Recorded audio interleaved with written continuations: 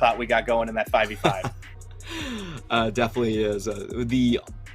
I would say the polite way is the spicy hot pot. I like to call it the pyre, which is feels a lot more painful to me. Ooh, just a little bit. I mean, well, to be fair, you spend enough time at Heidi Lau, it's going to feel the same way. No, I kid. I love it. Anyways, it's an interesting composition. I love the Deep Crosser always keeping us guessing. I feel like that's the type of thing that will carry you in the 5v5s. But we'll have to see. I am actually taking a look at what we've seen this season out of Seraphine. And I got to be honest with you, Clement, it's not a lot. In the top leagues, it's like 2 games, and neither of them are mid. So this might be a world first here on season 12. I'm just saying it, and it would be Nesty.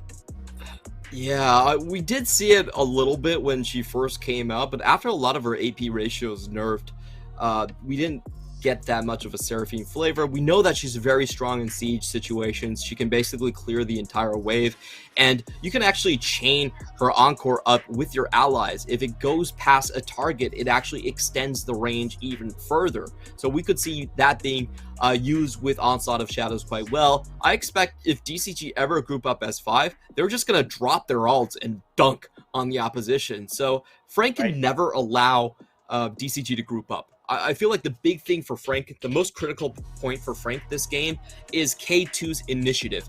Can he actually find those solo ganks in lane and in the enemy jungle? He does have the Xayah versus Jinx matchup, which when we have seen this matchup, it does favor the Xayah a little bit because of the serrated Dirk build earlier. So there are some windows for K2 to start and roam, but he has to make use of that. And I'll be honest, I feel like that has not really been K2's strength. He's been much more of a team fight oriented, kind of stay around and protect Eminem type of support. So this is going to be a huge test. If Frank wants to win, they have to win through K2. Yeah. Now, for Eminem's side, I do worry a little less for him because he has a slightly favored matchup and the experience, despite Kriskata being, strong, if not the contender for Rookie of the Split so far. I do think Eminem is one of those AD carries that shouldn't have as much trouble trying to hold his own here as Kurt nearly stepped a little too dangerously far forward, but does not end up face-checking into the brush as we get underway. The minor shenanigans from Deep Cross, but it will be all about this mid lane to watch early on and seeing what Nesty can do. He might be out of the mid lane pretty quickly, but a couple of pop stars facing off against one another. I'm sure the lights will be shining soon enough. Yeah, we have seen the Seraphine kind of roam around in solo queue as a smite top laner, but obviously after the objective goals have been patched, we might not be seeing that as much. Taking a look at the matchup, Kurt just getting a lot of free damage put on him. This matchup is pretty hard for Gnar to play early on. You just get pushed in nonstop by the Rumble. He has Ignite too. Yeah, it's a very dangerous level 6 combo. But I will say that we have seen top lane Rumbles just completely get destroyed as well. He's a champion that does not escape very well. So you can easily just dunk on him with the Jarvan, and that's why most of the times I still prefer Rumble in the mid lane. In fact, if you think about most recently, Rumble mid lane players, I would say Doiby is probably one of the most prolific ones, or Scout, and they're mid laners. In mid lane, when you have a shorter lane, it's a lot easier to survive with that pick. So we'll see if Holo might try to exploit that. There are openings for Frank to try and make a splash in this early game. And they do want to try and snowball. I think Pretender also could go on a lot of roams himself, right? I mean, once Ahri hits 6, you do have that opportunity opened up to you a little more, and we'll have to see. Ward coverage not super deep as Hana starts off on his red buff, and would expect the Pony to show a little bit later than the Jarvan. It's always possible that Holo goes in early, but, Holo, I think even in the Boom Esports days, we didn't really see as many early engages. He was, when he was sharing a little bit of time on the Rift, he was much more of that team fight tank engaged champion, not the ganker. So I hope he can, you talked about K2 getting involved and roaming around the map. I kind of hope Holo can do the same. For sure. But, I just wanted to point out that, junglers are always expected to kind of roam around, but supports, for them, it's a little bit more situational. And that's why I put more of the onus on K2 this game. That's true. To really try and show up here. In the meantime, we do have a pretty standard start. I feel like this favors DCG a little bit more because their bot lane really isn't falling behind at this juncture just yet. And because the cover from Hana, Leaky just gets to free bully Kurt to his heart's desire. They know at this point that Holo is on the bottom side of the map. There is no real danger here for the Rumble pushing in. And if Kurt falls low enough, it could just be a decimating charge into kill here. He needs to preserve HP right now. He cannot walk up to this wave. Electro Harpoon, just one more rotation, and he is in danger of just getting killed. Kurt's job is definitely staying safe right now, and the moment he sees Leaky turn to walk up, he's got to be a bit careful. Keep an eye on the other lanes as well. It continues to trade pretty evenly here, and I think for Frank's bottom lane, they'll be pretty happy with that. Meanwhile, in the mid, Pretender does get rooted up, and Hana actually moves in, but a quick charm from the Frank mid laner stops that engage. Nicely done. And this is the Hana special. When Hana goes to Nesty's lane, it's not actually called taxing. It's called freeing up. He allows Nesty to roam across the map with him. He rides on the magical pony, and they find kills together, like a roaming hit squad. He goes down the bot. Oh, nice hook, though. Woody threads the needle, or excuse me, K2 threads the needle onto Criscata, and he's going down for first blood. Hana caught in the midst, and he's trying to run away, but flashing forward, the double kill for Eminem, and Frank could not have hoped for a better counter engage. I did not expect anything to happen right there. Oh, and he gets another one. They're not done. Oh, Woody's going to walk it out, but wow, what a turn. We were asking for K2 to show up, and he showed up huge in that play right there. It was a 3v3 with the wave pushing in. I did not expect that hook to be able to catch onto Criscata. Woody was doing his due diligence, but it was played even better by K2. You do get a bigger hitbox on the end of the hook. A lot of experienced Nautilus players will attest to that, and they can basically bend bullets around character models right there. Beautiful play from K2, right in front of the eyes of Hana. They even knew Hana was going bot lane. Like, there was nowhere else Hana was going to be, and they were still willing to pull the trigger on that. Just great stuff. Yeah, match pressure really well, and wow. Frank Esports, we talk about how they were going to be playing around Pretender, but they certainly were able to play well around Eminem, experienced bot laner, beating out Criscata in that play. Of course, Criscata already set a little far behind in the beginning, and critically, even Eminem picking up both of those kills on that one allows him to buy the serrated Dirk pretty early in this game, and he's going to be a pretty big threat. That does free up the chance for K2 to roam about a bit. Just goes and gets a ward down, I believe. And we'll have to see what he's able to do, but a good start. Yeah, really nicely done from K2. And at this point in the 2v2, there realistically should be no way that Criscata and Woody can ever win this anymore. So I really like the pathing here from K2. He wards up the jungle first. They get the tempo to push this one in. They don't have to back just quite yet. And, this is just such a comfortable position to be for their bot lane. They can decide to push it out whenever they want to. And you have to remember, DCG Criscata doesn't have any of his summoners. So level 6 into Cataclysm, that's just an insta-kill. There's no difficulty in that whatsoever. This is just an amazing position, and I really want to commend K2. I kind of had a lot of doubts in him. He's proving me wrong.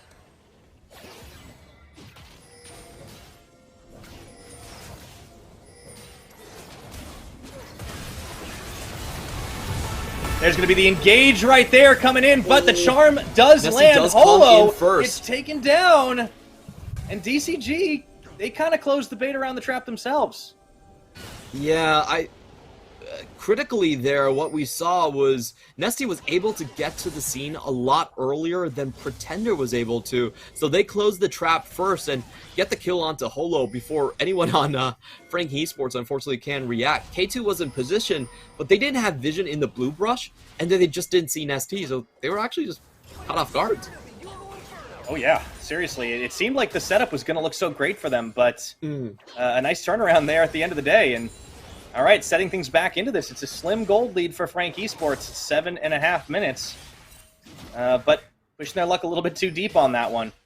Speaking of push, you see a pretty big one going down bottom. Eminem and K2 are just giving Criscata a hard time, still trying to take advantage of the window of opportunity they have. I wouldn't be surprised if Holo comes down there before level 6. Yeah, you really want to get there. Ooh. Oh, they find Woody. Oh, looking to lead him here. That's going to be the Featherstorm, but Criscata untouched in this. Got to be a bit careful. Doesn't have 6 yet. And here comes the dive, Clement. Criscata knows it's coming. Holo waiting, can't quite get the opener, and he'll walk it out, but this should be a few plates. Yeah, absolutely beautiful stuff coming in from Frank Esports. Again, you see how Jarvan plays this one really nicely. I love it when junglers just show up the lane and preemptively push the wave for their mid laners. It makes so much sense. You can just free your mid laners. That a little bit of CS doesn't really matter.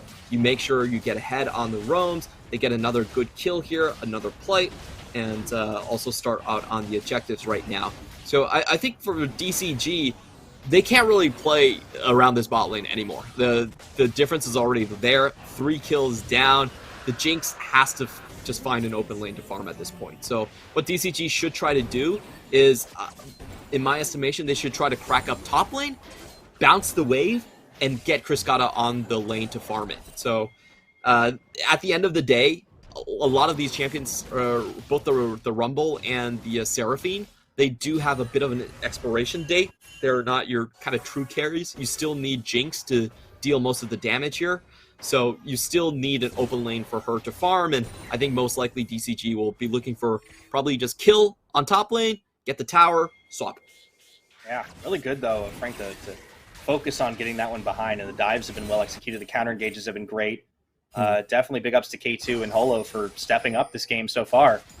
Got to remember what these teams are fighting for, right? They may both be locked into playoffs, but DCG, they're hoping to stiff arm the competition away from that second place seed and a bye in the first round of playoffs. But with J-Team a game behind and CFO starting to creep up with a win already, that's not going to be so easy. And for Frank Esports, they're trying to get themselves a 6th seed, which would dodge the losers bracket in round 1. So far, making a strong play for it here off the back of a fed Xayah. M&M really showing experience, trumping early game talent from Kriskata this game. Not all his fault, of course, but really, really good coordination on the Frank Esports side. Not something we see every game. And I honestly feel like Frank Esports can all in on this bottom lane so easily. If you look at the top side, Leaky is not running teleport. So there is no defensive help coming in as long as you shove the Seraphine in and you keep good tabs of her. I really wonder when DCG are going to pull the trigger on the top side. I feel like that's their only play, but right now they are very focused on trying to keep their bottom side just alive a little bit longer, which is interesting. I think the problem with this play overall, though, is it does give opportunities for Frank Esports to just roam their support. Like, there is no pressure on K2 right now. He can leave his lane whenever he wants to. DCG have to play just all the time, just considering that K2 is in that bottom lane. And what this will allow K2 to do is, if he has the spider senses, it could allow him to just head towards the top lane and counteract this gank that Hana is setting up. All right. Kurt, let's see if his own spider senses are as good right now.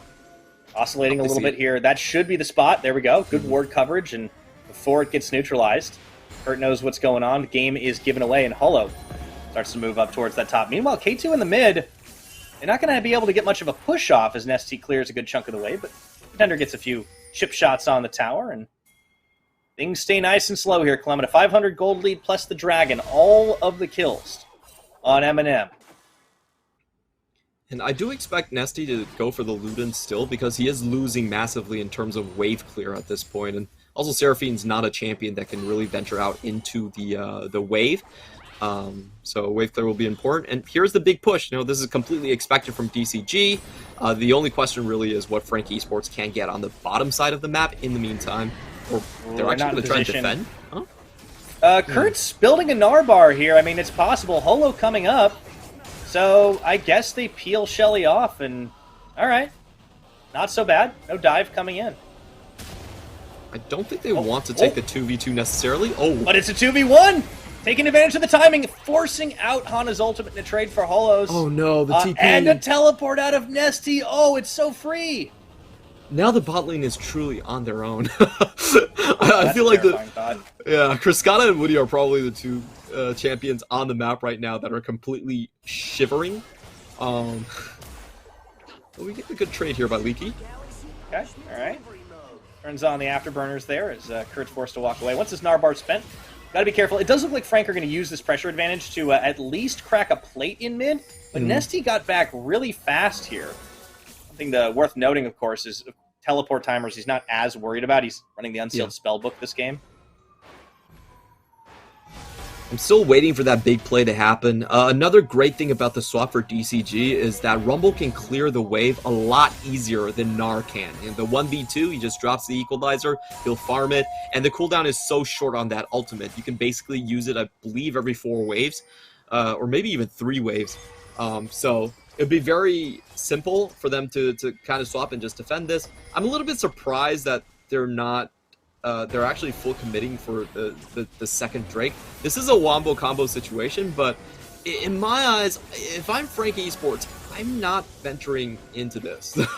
I'm perfectly happy to just stay top lane. I think this might be a little bit of anxiety here for Deep Cross. They might be feeling a little desperate as this starts. It's a great Woody move, waits but around the side. Frank should not be going in. That's the knock-in. Oh, Pretender. He could be caught out. Does manage to get relatively to safety, but no, the round 2, K2 fancies his chances, and a big Feather Storm comes in. Hana is the one isolated, rooted up, and he's going down as the Rocket gets revenge. Both junglers drop.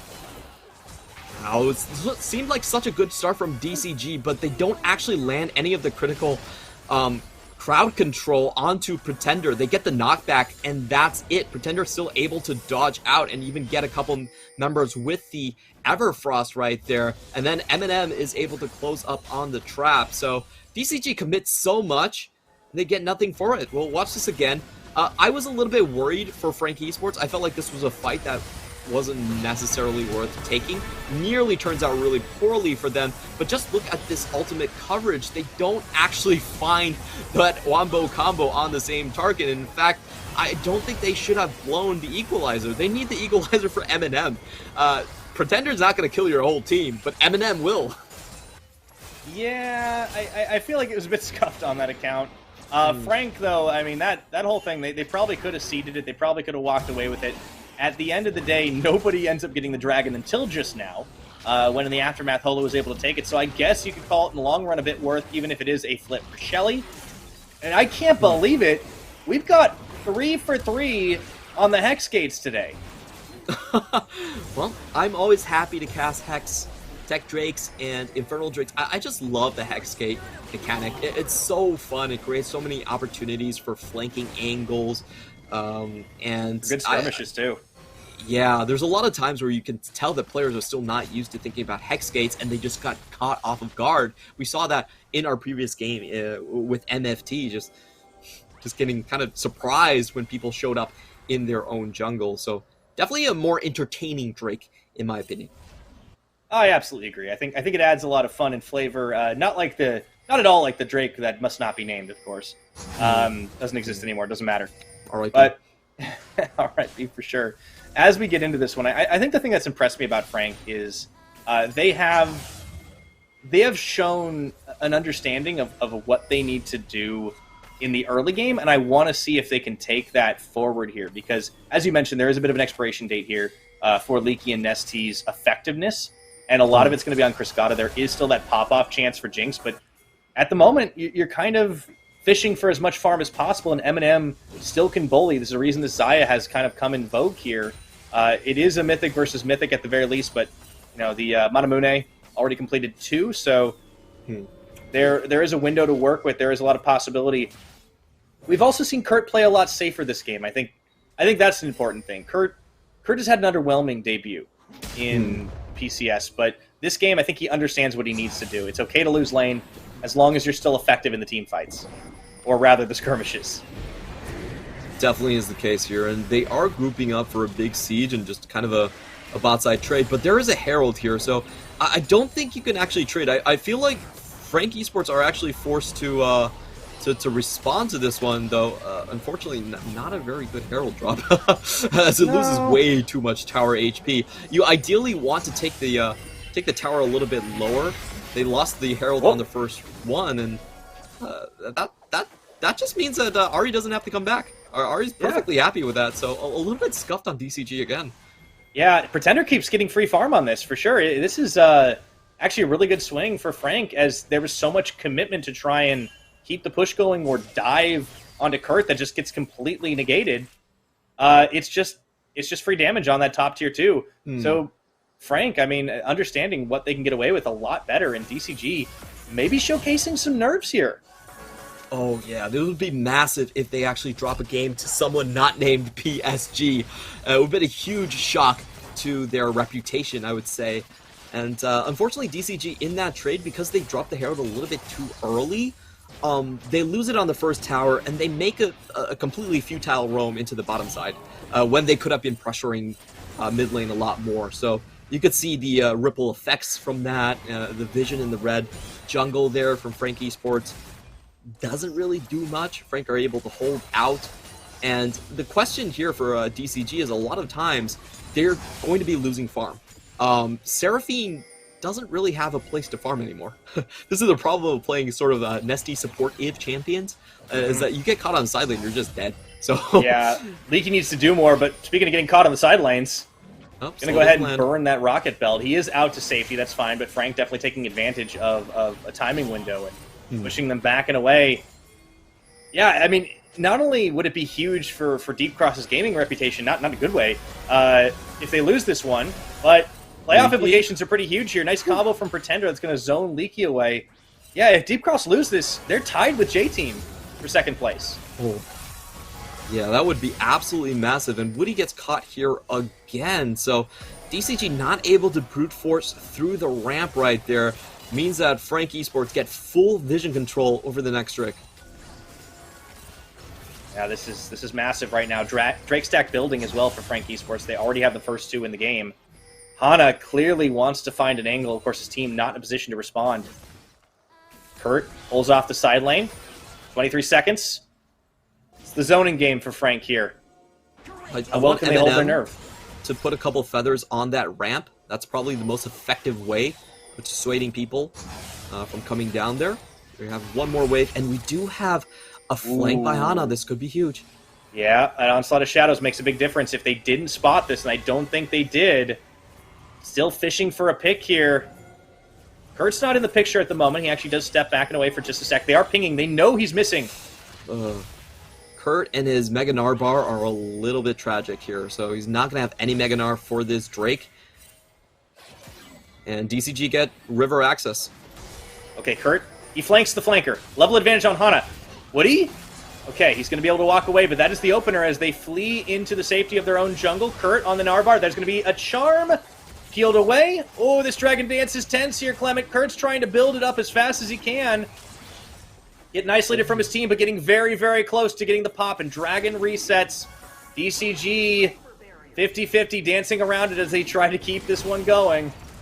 Really nice Seraphine poke coming out from Nesty. Holo also taking the Dragon way too long. Here's the Wombo. That's going to be K2, and does that big combo as the Onslaught of Shadows tries to secure it. Dragon does get smited by Hana, but M&M is running wild, although Nesty manages to get 2 kills back, and all things considered, Deep Cross trade even, pick up the Drake, and if they can walk away with this one and maybe some more, oh, they're looking pretty good. Deep Cross Gaming get away with murder.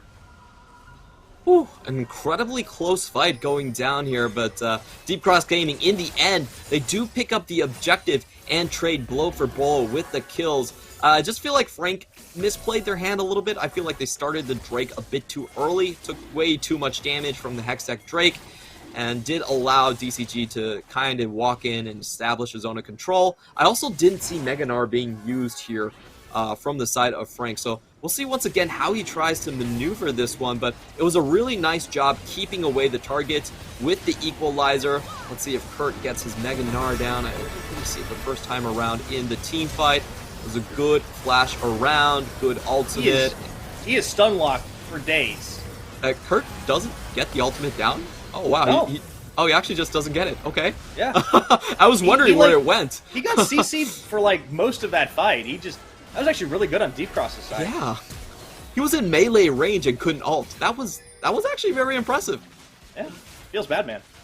But yeah, really good fighting from Deep Cross. Gets them back a little bit on the board. They end the Drake stack, so slows this game down a little bit and buys them a bit of time. And also, Nesty picks up 2 kills. Yeah, and this is an interesting build coming in from him. A much more late game oriented build. from the side of the Encore, so it really isn't one of those builds that I thought would sort of decrease in damage. I was thinking about Ludens maybe for the earlier wave clear, but he's really eyeing onto the late game portions of the match, knowing that the early game was probably lost already, and it kind of makes sense considering the flow of the game. Yeah, Nesty as a player, I think, while he's very unorthodox in the champions he chooses, he certainly knows how to mix it up when he needs to, and I think you got to give credit to the man for that. He may not always be the most effective on everything, but he finds a way to make the most of the situation he's in, and that flexibility is something very important, serves Deep Cross Gaming well. For Frank Esports, disappointing to have lost out on that fight, or lost out on that Drake, I should say. Not for lack of trying, though, and there's still the threat of Eminem to be reckoned with. I mean, all things considered, he is able to complete the Muramana, and still has an item lead, a full item lead, I should say, over the Jinx. There is a window of opportunity to act here with the Sereldas as well. So I think Frank may be going back to the drawing board a little bit, but they do have a superior map control. Yep. Baron, of course, starts to become a pretty big objective, but of course there is the Dragon once again in about 2 minutes to be contended with, and I think it's a bit of a holding pattern till then. Critically, I don't think Frank Esports actually got enough out of their superior lanes. If you think about the kills, they're only 2 up, and a lot of them didn't come onto Pretender. I think Ahri is the most critical piece in this composition, where you can't really take a straight-up 5v5. I think on open terrain, 5v5 is a disaster for Frank Esports against DCG. The Wombo combo is way too powerful, so they still need Ahri to be fed and to have kill threat on some of these side lanes. I think in that regard, Frank Esports do need to worry, and because the side lane pressure isn't there, Deep Cross Gaming are able to just sit mid with all of their combo pieces together, which is very dangerous. Yeah, Frank want to try to pull that engage. It could end very poorly for them right now. Hurt might want to have his teleport button ready quickly. You see Leaky actually rotating back into mid. He's going to back away as this push ends. And yeah, Frank, they're unsure of how to proceed right now. Time is ticking as they look for this Dragon setup once again, but it didn't end so well for them last time. A little indecisiveness. They have a little bit more damage to play with as well, but unfortunately, this is one of the issues of the blue side, is you kind of expose yourself a bit more to the enemy team, depending on how you approach this Dragon. If you're on the blue side, you definitely need to be in river and control that banana brush, as you see Holo is doing right here. They'd love to break this mid lane, but it's just so well defended right now. Yep. 17 seconds, a bit early to set up, but Frank are here. Kurt needs to build his Narbar. So what DCG should be doing is they should just be using Woody as a spearhead. He's not going to die walking down a ramp, and he could counter-engage quite easily as well. However, they all need to be on the same page, on the same side going in, and they also need to hold their combo pieces. They cannot drop everything at the same time, especially not on K2. They really need to have the pieces going towards Eminem. Okay, Hana zooms around, doesn't find the opening. Dragon is live. It is getting aggroed. Keep an eye on Kurt's Narbar once again, although he wasn't able to use his ultimate last time. That could be the difference maker. It's going to be up to a smite fight, you'd have to think here. Some shields taken. Here it comes. Into the onslaught. That's going to be smited down by Frank Esports, and now the fight is on. A massive Gnar by Kurt, and that absolutely swings it. Frescata walks away, but holy moly, not for long. Dash into the charm, Orb of Deception, and a beautiful ace, cleanly by Frank. Last team fight, I was questioning where did Kurt's ultimate go. There are no questions this time around. A beautiful 3-man slam into the Cataclysm. We'll watch this again and critically look at Eminem's positioning right here. He's actually staying on the left side of the fight. And what did I say beforehand? You need your combo pieces on Eminem. They cannot go on anywhere else. They went for K2, the support. Everyone else just opens up on the members of DCG, and they get a perfect ace, plus the Drake, plus the Baron in that fight. I just feel like DCG misplayed that so completely wrong. What they needed to do is that they needed to push past the ramp and hold their ultimate pieces to drop on Eminem. You cannot use your resources on anyone else. Absolutely not. And it bit them hugely in the behind Eminem stays safe. Even Hana's ultimate gets stiff-armed for the most part as they went up the ramp. And just such a beautiful swing. When Kurt wasn't stun-locked, he was able to do it, and now he's going to get himself some revenge, even into the charm. He still forces Nesty away, may not be able to push this in for the tower, but he doesn't need to right now. They can just keep it going.